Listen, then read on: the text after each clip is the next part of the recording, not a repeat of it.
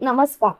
नम्रता आणि आकाश अचानक लग्न करून आल्यामुळे राजेशिर्क्यांच्या घरात गोंधळ उडालेला असतो. जेव्हा वल्लरी त्या दोघांना बघते तेव्हा मात्र ती तांडवच करते. त्यावेळेला ईश्वरी नम्रताला बोलते, नम्रता ताई, हे सर्व काय आहे? अचानक लग्न का केलंस तू? नम्रता ताई बोल, मला तुझ्याकडून ही अपेक्षा नव्हतीच. तेव्हा लगेच नम्रता बोलते, इशू, तुला काय वाटलं तू कसंही वागायचंस आणि मी शांत बसायचंस? ते काही नाही इशू, तुला या प्रॉपर्टीवरती एकटीला माच करायचा होता ना, म्हणूनच तू माझं आणि आकाशचं लग्न लावून देत नव्हतीस. तेव्हा लगेच ईश्वरी बोलते, नम्रता ताई प्लीज माझ्यावरती असे भन्नाट आरोप करू नकोस. तुला माहिती तरी आहे का तू काय केलंयस? आई बाबांना जेव्हा हे समजेल तेव्हा त्यांना किती वाईट वाटेल. अगं याचा तरी विचार कर. तेव्हा लगेच नम्रता बोलते, याचा विचार करायची तुला गरज नाही. ते माझे आई वडील आहेत, त्यांच्याशी कसं वागायचं आणि कसं नाही हे मी बघेन. तू नको मला सांगूस. त्यावेळेला वल्लरी बोलते, हिम्मतच कशी झाली तुझी माझ्या मुलाशी लग्न करायची? आणि ती नम्रतावरती हात उचलायला जाते. तेवढ्यात मात्र वल्लरीचा हात आकाश धरतो आणि आकाश मोठ्याने बोलतो, मम्मा प्लीज प्लीज शांत हो. नम्रता माझी बायको आहे आणि तिच्याशी असं वागलेलं मी सहन करणार नाही. तुझी हिम्मत कशी झाली माझ्या बायकोवरती हात उचलायची? तेव्हा मात्र आकाश असं बोलताच वल्लरी बोलते, घ्या, म्हणजे ही मुलगी या घरात आली नाही तोपर्यंत हिने माझ्या मुलाच्या मनात नाही नाही ते गैरसमज भरवले, माझ्याबद्दल तिढा निर्माण केला. बघ बघ ईश्वरी बघ, तुझ्यामुळे हे सर्व होतंय. तेव्हा लगेच नम्रता बोलते, प्लीज असं काही नाही आहे. आणि खरं सांगू का, तुमचं वागणं तुमच्या मुलाला खटकतंय, त्याला मी तरी काय करणार? तेवढ्यात मात्र ईश्वरी बोलते, नम्रता ताई प्लीज शांत राहा. तेव्हा लगेच नम्रता बोलते, एक मिनिट ईश्वरी, हे बघ तू हे विसरू नकोस मी तुझी मोठी बहीण आहे. तेव्हा मात्र ईश्वरी बोलते, तू सुद्धा हे विसरू नकोस की या घरची मोठी सून मी आहे. त्यामुळे नीट बोलायचं. तू जे काही बोलतेस ना ते चुकीचं बोलतेस. नम्रता ताई, आई वडिलांचे संस्कार आपल्यावरती असे नाही आहेत. प्लीज प्लीज जरा विचार. तेव्हा लगेच नम्रता बोलते, ईश्वरी मला कसलाही विचार करायचा नाही. तेव्हा मात्र ईश्वरी बोलते, हे सर्व काय चालू आहे? हे सर्व असं तुम्हाला करायची गरज काय होती? आकाश भाऊजी, अहो तुम्ही सुद्धा असा निर्णय का घेतलात? तुम्ही एकदा तरी आमच्याशी बोलायचं होतं ना. तेव्हा आकाश बोलतो, ईश्वरी प्लीज, अगं मी तरी काय करणार? माझ्याकडे सुद्धा पर्याय नव्हता. अगं मला लग्न करावं लागलं, तेही नम्रताच्या सांगण्यावरून अचानक. नाहीतर ती स्वतःला संपवायला निघाली होती. आणि खरं सांगू का, त्या वेळेला तिथे एक व्यक्ती आली आणि तिच्यामुळेच आम्हाला हे लग्न करावं लागलं. त्यावेळेला मात्र ईश्वरी बोलते, कोण आहे ती व्यक्ती? त्याच वेळेला सुप्रिया आणि तिचे बाबा तिथे आलेले असतात. त्यावेळेला ईश्वरी बोलते, बाबा, आई, तुम्ही तुम्ही दोघं तर बाहेर गेला होतात ना एका महिन्यासाठी, मग तुम्ही अचानक असे कसे काय आलात? त्यावेळेला लगेच सुप्रिया बोलते, यावं लागलं ईश्वरी, यावं लागलं. माझ्याकडे दुसरा पर्यायच नव्हता. ईश्वरी, तुला माहिती तरी आहे का मी येताना सोबत कोणाला आणलंय? तेव्हा ईश्वरी बोलते, आई आई हे सर्व काय केलंस तू? आई हे सर्व करायची गरज काय होती? त्यावेळेला सुप्रिया बोलते, ईश्वरी तू माझ्यावरती संशय घेतेस? ईश्वरी, मी जे काही केलं ना ते तुझ्यासाठी केलं. तुला माहिती तरी आहे का, नम्रताचं आणि आकाशचं लग्न आता लावून दिलं नसतं तर त्या दोघांचं लग्न कधीच झालं नसतं. तेव्हा मात्र ईश्वरी बोलते, आई तू असा विचारच का करतेस? प्लीज असा विचारच करू नकोस ना. तेव्हा सुप्रिया बोलते, काही काही गोष्टी तुला माहिती नाहीयेत म्हणून तू असं बोलतेस, पण माझ्यावरती विश्वास ठेव, मी जे काही बोलतेय ना तेच खरं आहे. तेव्हा वल्लरीची नजर सुप्रियावरती पडते आणि सुप्रिया तिथून वल्लरीला पळताना बघताच सुप्रिया बोलते, वल्लरी वल्लरी थांब, कुठेही पळायची गरज नाही, कारण तुझी सगळी काटकारस्थानं माझ्या आता लक्षात आलेत. तू जेव्हा जेव्हा मी येतेस तेव्हा तेव्हा पळते. त्यावेळेला अर्णव बोलतो, एक एक मिनिट काकू, काकू तुम्ही काय बोलताय, कळतंय का तुम्हाला? खरंच तुमच्या बोलण्याचा अर्थच लागत नाही. त्यावेळेला लगेच मोठ्याने सुप्रिया बोलते, लागेल ना, अर्थ लागेल. आणि असा तसा नाही अर्णव, चांगलाच अर्थ लागेल. तेव्हा मात्र अर्णव बोलतो, मला खरंच समजत नाही. जे काही असेल ते स्पष्टपणे बोला. आणि त्याच वेळेला तिथे सात्विका आलेली असते आणि सात्विका मोठ्याने बोलते, मी सांगते ना अर्णव. अर्णव जेव्हा स्वतःच्या आईला बघतो आणि तेव्हा म्हणतो, आई तू काय करतेस इथे? आणि तू तर काल आलीस ना घरी, तरी सुद्धा आज हे सर्व करायची गरज काय होती? तेव्हा लगेच सात्विका बोलते, होती गरज असल्याशिवाय मी कोणतीच गोष्ट करणार नाही. तुला कळतंय का तू काय वागतेस ते? असं अर्णव म्हणताच वल्लरी बोलते, बघितलंस का अर्णव? अरे ही बाई कोणत्या थराला जाऊन पोचली. त्याच वेळेला सात्विका उलट्या हाताची सनसनीत कानाखाली वल्लरीच्या लगावते आणि वल्लरीला बोलते, वल्लरी तुला काय वाटलं तू कसंही वागशील आणि मी शांत बसेन? वल्लरी, मला सगळ्या गोष्टी लक्षात आल्या तुझ्या, पण आता मात्र मला शांतच राहायचंय.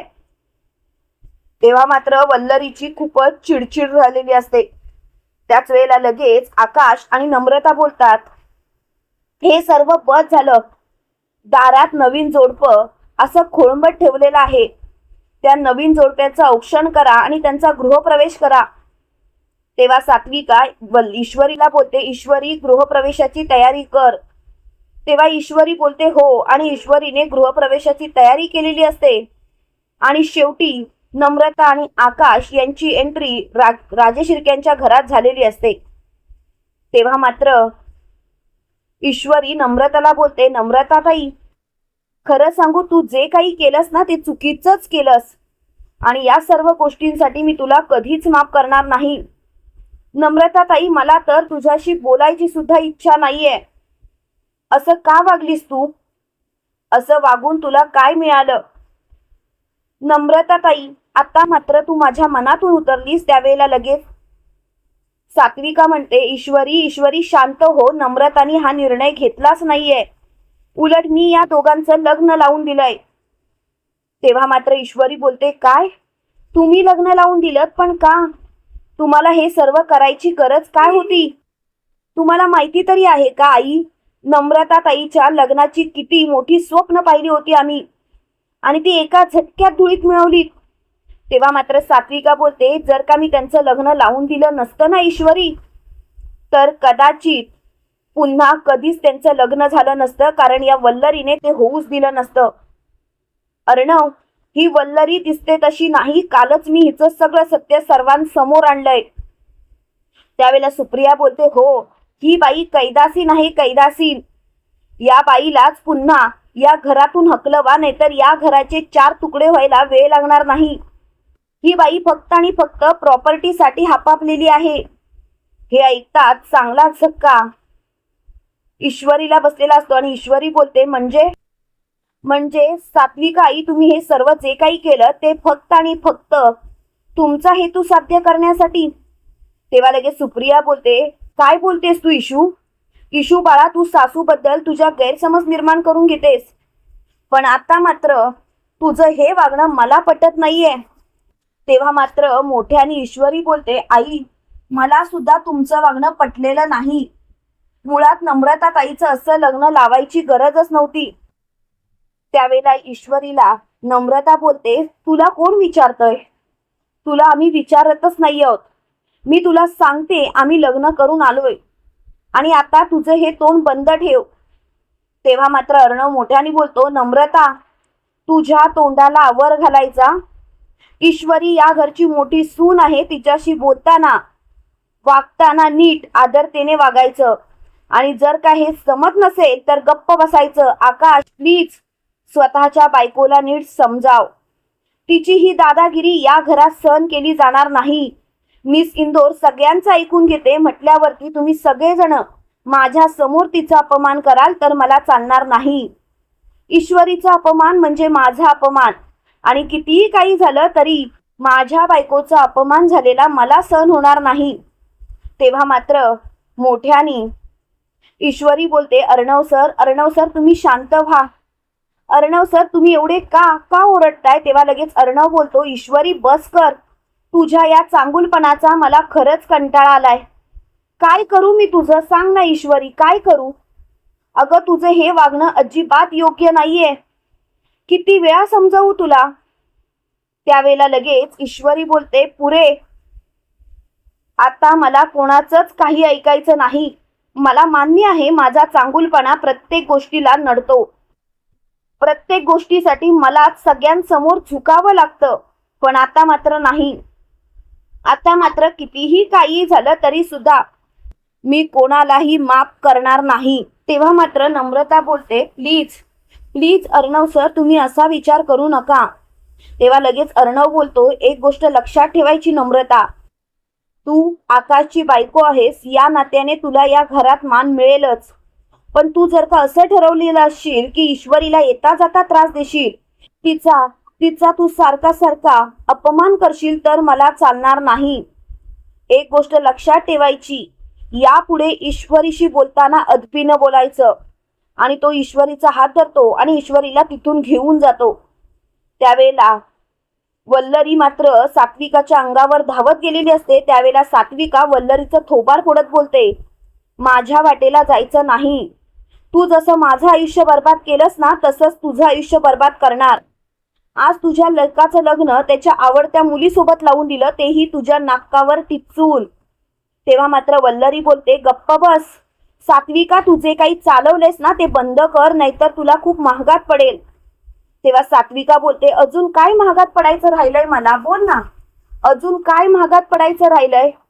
अगं तुझ्यामुळे गेली 25 वर्ष मी माझ्या मुलांपासून लांब राहिले, तेच माझ्यासाठी खूप आहे. वल्लरी, आता तू सुद्धा तशीच तडपशील आणि मला तुला तसंच तडपताना बघायचंय. जेव्हा तुझा मुलगा या नम्रताच्या तालावर नाचेल ना, तेव्हा तेव्हा मात्र तुझी वाट लागेल. तेव्हा मात्र आकाश बोलतो, प्लीज प्लीज तुम्ही सर्वांनी गप्प बसाल आणि मम्मा तू प्लीज जरा शांत राहा. तेव्हा लगेच वल्लरी बोलते, गप्प बस तू मम्मा, अशी हाक मारायची नाहीस मला. आकाश, तू माझा विश्वासघात केलायस. त्यावेळेला आकाश बोलतो, मी तुझा विश्वासघात केला मम्मा? विश्वासघात तर तू केलास माझा, तू. आणि मला तर आता तुझ्याशी बोलायची सुद्धा इच्छा राहिली नाही. खरं तर तुला जे काही करायचं होतं ते तू केलंस. नम्रता आणि मला सुद्धा वेगळं करण्याचा प्रयत्न केलास, पण आता मात्र नाही. यापुढे नम्रता आणि माझ्या वाटेला जायचं नाही. इकडे आपल्याला असं पाहायला मिळतं, ईश्वरी अर्णवला बोलते, अर्णव सर प्लीज शांत व्हा, तुम्ही कशाला एवढे चिडताय? तेव्हा अर्णव बोलतो, चिडताय म्हणजे? मिस इंदोर, माझ्या समोर तुला कोणीही काहीही म्हणेल आणि मी शांतपणे ऐकून घ्यायचं का? हे बघ मिस इंदोर, मी सगळं सहन करेन, पण तुझा झालेला अपमान नाही. आज ती नम्रता या घरात आली आणि तुझ्याबद्दल नाही नाही ते बोलते. तेव्हा मात्र ईश्वरी बोलते, अर्णव सर शांत व्हा, ती माझी मोठी बहीण आहे आणि मला तिच्या बोलण्याचं काहीच वाटत नाही. त्यावेळेला अर्णव बोलतो, तुला नसेल वाटत, पण एक गोष्ट मात्र लक्षात ठेवायची, कितीही काही झालं तरी सुद्धा माझ्या बायकोशी बोलताना सर्वांनी एक गोष्ट लक्षातच ठेवायची की तू अर्णव राजे शिर्केची बायको आहेस. आणि हे जर का तिला जमलं नाही ना, तर मात्र मला तिला तिची जागा दाखवावीच लागेल. त्यावेळेला ईश्वरी बोलते, अर्णव सर, अहो काय बोलताय तुम्ही? अहो नम्रताताईचा स्वभाव तुम्हाला माहिती आहे ना, तरी सुद्धा तुम्ही असा विचार करताय. तरी सुद्धा तुम्ही असा विचार करू नका. प्लीज प्लीज शांत बसा आणि या सर्व गोष्टी विसरून जा. तेव्हा मात्र अर्णव बोलतो, या सर्व गोष्टी एवढ्या सहजासहजी विसरता येणार नाहीत आणि मला खरंच या सर्व गोष्टी विसरायच्या सुद्धा नाहीयेत. तेव्हा मात्र ईश्वरी बोलते, अर्णव सर स्वतःला शांत करा आणि प्लीज, पण एक गोष्ट सांगू का, आज मला खूप आनंद झाला. म्हणजे माझ्या नवऱ्याला माझा झालेला अपमान सहन होत नाही, हे बघून खरंच मला खूप बरं वाटतंय. अर्णव सर, आज मला एवढा आनंद झालाय की मी सांगू शकत नाही. तेव्हा मात्र अर्णव बोलतो, मिस इंदोर बस झाला, आता बस कर. तेव्हा मात्र ईश्वरी बोलते, अर्णव सर तुम्ही माझ्यावरती एवढं प्रेम करता, पण स्वतःच्या तोंडाने मात्र ते प्रेम माझ्या समोर कबूल करत नाही आहात. असं का करताय? प्लीज प्लीज बोला ना माझ्याशी. तेव्हा मात्र अर्णव मोठ्याने बोलतो, ईश्वरी आता हा विषय बंद कर. त्यावेळेला ईश्वरी बोलते, अर्णव सर तुम्ही असंच करता, नेहमीच असं. अर्णव सर एकदा तरी तुम्ही माझा विचार करा, एकदा तरी. अर्णव सर मला बाकी काही एक बोलायचं नाही. त्यावेळेला अर्णव मोठ्याने बोलतो, बस झालं मिस इंदोर, आता हा विषय नको, आणि हा विषय तू नाही काढलास तर बरं होईल. तेव्हा मात्र ईश्वरी बोलते, झालं तर मग कशाला माझी बाजू घेता. ज्यांना मला बोलायचंय त्यांना मला बोलू दे, तुम्ही मध्ये मध्ये पडू नका. तेव्हा मात्र ईश्वरी खूपच चिडलेली असते आणि ती तिथून निघून जात असते. तेव्हा अर्णव बोलतो, मिस इंदोर जेव्हा जेव्हा तुझ्यावरती कोणीही आवाज चढवेल तेव्हा तेव्हा तुझा हा नवरा तुझ्या सोबत असेल. एक गोष्ट लक्षात ठेवायची, माझ्या बायकोशी बोलताना त्याची पातळी घसरली नाही पाहिजे. इकडे मात्र नम्रता आकाशला बोलते, आकाश अहो काय करायचं. तेव्हा आकाश बोलतो, नम्रता तुझं काय चाललंय. अगं तू का असं वागतेस. खरं तर मघाशी मला तुला एक कानाखाली देवीशी वाटली होती. तुझ्याकडून मला ही अपेक्षाच नव्हती. तू ईश्वरीशी अशा पद्धतीने वागू शकतेस. तेव्हा लगेच नम्रता बोलते, मग काय करू तुम्हीच सांगा ना. माझ्याकडे दुसरा पर्याय तरी होता का. माझ्याकडे जर का दुसरा पर्याय असता तर मी असं वागलेच नसते. तेव्हा मात्र मोठ्याने आकाश बोलतो, म्हणजे काय अर्थ धरायचा या गोष्टीचा. नम्रता तुझ्या अशा वागण्यामुळे ईश्वरी किती दुखावली गेलीये आणि तू मात्र असं वागत आलीस. तेव्हा लगेच नम्रता बोलते, हे बघा आकाश, ईश्वरी माझी बहीण आहे आणि तिच्याशी कसं वागायचं आणि कसं नाही हे मी बघेन. बाकी मला या गोष्टीवरती बोलायचं नाही. प्लीज या सर्व गोष्टी मला आता शांतपणे ऐकून घ्यायच्या आहेत. प्लीज प्लीज बोला ना. तेव्हा मात्र आकाश बोलतो, नम्रता तुझ्या वागण्याचा अर्थच मला लागत नाही, पण हे सर्व थांबव. ईश्वरी खरंच खूप चांगली आहे. तेव्हा नम्रता बोलते, हे तुमच्यापेक्षा जास्त मला माहिती आहे ना. तुम्हाला काय वाटतं मित्रांनो, खरोखर आता सात्विका, नम्रता, ईश्वरी नक्की काय करतायत, त्यांचा नक्की काय प्लॅन चालू आहे वल्लरीच्या विरोधात, ते कमेंट करून नक्की कळवा. आणि असेच मालिकेचे नवनवीन अपडेट पाहण्यासाठी व्हिडिओला लाईक आणि चॅनलला सबस्क्राईब करायला विसरू नका. थँक्यू.